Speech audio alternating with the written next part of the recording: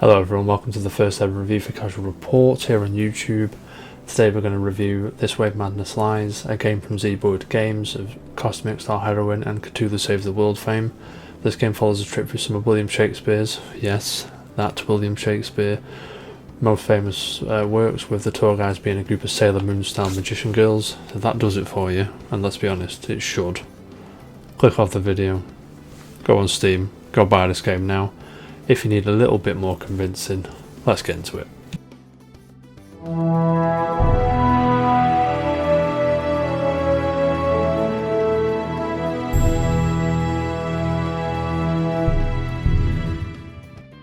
This Way Madness Lies is a SNES style JRPG which pulls influence from Phantasy Star and Golden Sun, to name a few, which even the player with the most limited free time could probably finish within a weekend, or at tops 3 or 4 days.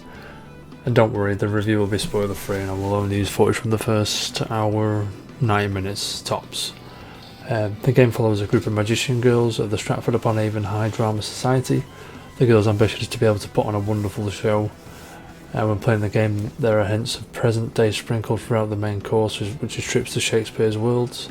The game is a sort of day in the life of a student, similar to what you'd see in a Persona or one of the Trails of Cold Steel games, or Trails games in general. But on a much smaller scale. The main character you control is Imogen, who has the ability to open portals to these Shakespearean worlds. Between the players you can talk to your classmates, which can help dive deeper into the character's backstory. And personal favourite of mine is obviously Miranda, but when you play the game you probably take a liking to one or two of the characters. Makes up a great cast. The game also tests your Shakespearean knowledge, which throws it every so often you do get a class, and there are questions about certain plays, so Romeo and Juliet or the others that are in there. I'm not going to spoil anything past Romeo and Juliet, don't worry.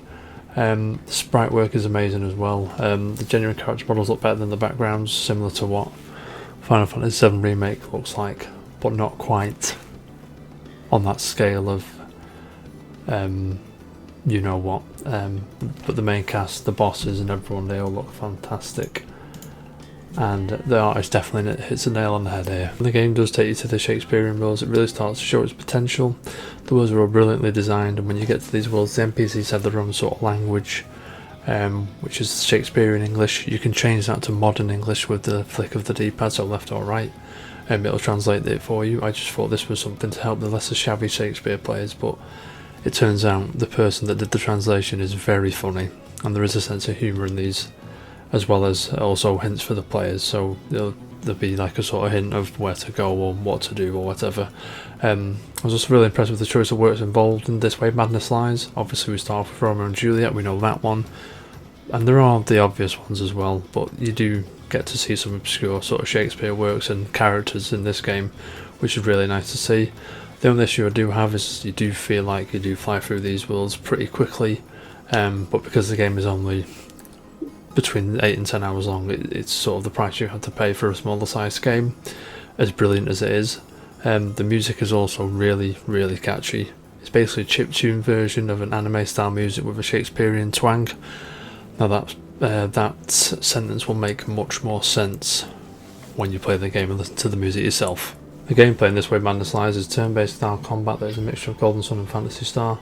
The combat revolves around players' skills and traits. A skill is basically an attack, wherein a trait is more of a buff, so certain moves do more damage. Effects last a bit longer, so buffed attack or buff defense will last a bit longer, that kind of thing. Before I go on and talk about the combat, please be advised that poison is your best friend, especially in the later game. You will thank me so much. I flipped the difficulty up and down whilst playing.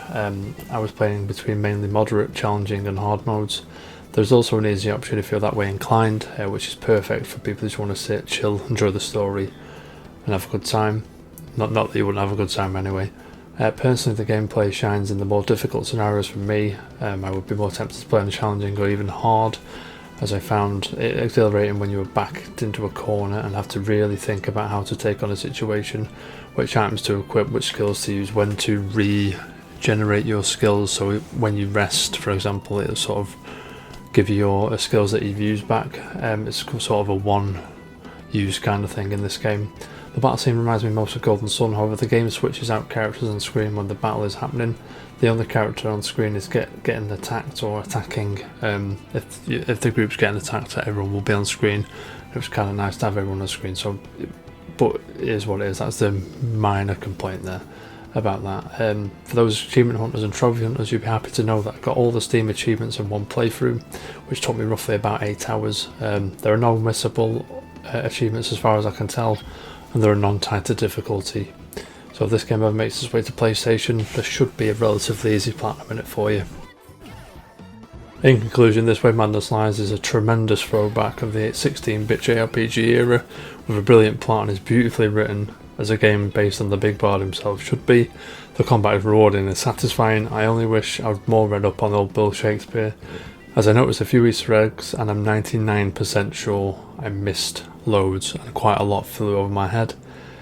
If you have even the slightest interest in old school JRPGs, it's typical Zeboyd fashion, and you should definitely check out This Way Madness Lies. It doesn't quite hit the heights of the sensational Cosmic Star heroine. That being said, it is a brilliant game in its own right. 8 out of 10. Will you be picking up This Way Madness Lies? Let us know what your thoughts on the game are in the comments below. We'll see you soon, and of course, keep it casual. Peace.